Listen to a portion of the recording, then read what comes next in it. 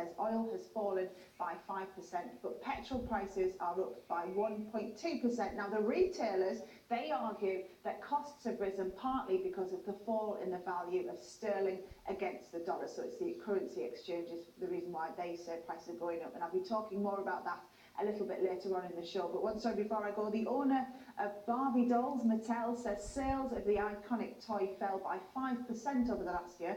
Barbie has been around for 56 years, but the company says there's growing competition from electronic toys, tablets and merchandise from things such as the Disney movie Frozen. So there you go. Did you both have Barbie and Ken in your life? I had a Cindy. I didn't like Barbie. I had Cindy. Charlie? No, I didn't have one. Is that the question? Oh, Ken? Yeah. Did you No, I have didn't Ken? know Ken. Didn't know anything about Ken. Didn't even know Ken existed. You didn't? Have you found Well, I Ken didn't. now? I know now. I can go and buy one now, obviously. Catch up. Steph, thanks very much. Did you have one? Yeah.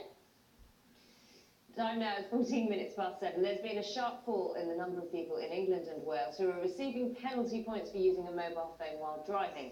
BBC Radio 5 Live found that last year 73,000 fixed penalty notices were issued. That's down by almost a quarter on the previous year. Some offenders are being offered the chance to attend an awareness course instead of receiving points. And scientists in Israel have discovered how octopuses move their limbs and turn in any direction without having a rigid skeleton. In the first study of its kind, they've observed how, by shortening and lengthening each arm, the octopus then pushes its body forward and so can crawl in any direction it wishes, no matter which way it's facing. They can also shapeshift, can't they? They can. So if you put an octopus next to a very small hole and it's bigger, they can put their body through the thing. They're amazing. Very flexible. Just coming up to 7:15 the time now.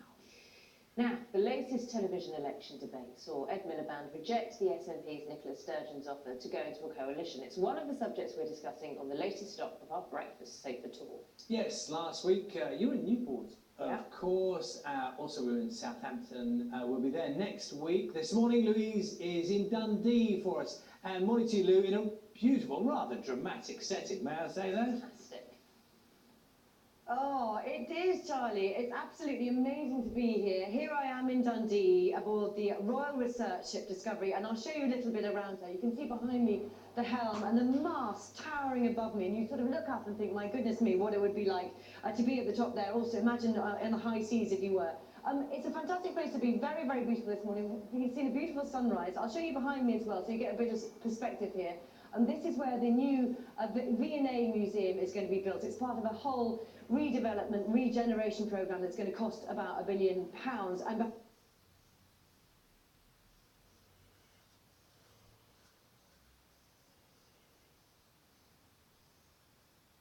And if you look up, there is it was once upon a time a volcano. It's now called Dundee Law. The reason why we're here in Dundee is because it's one of 4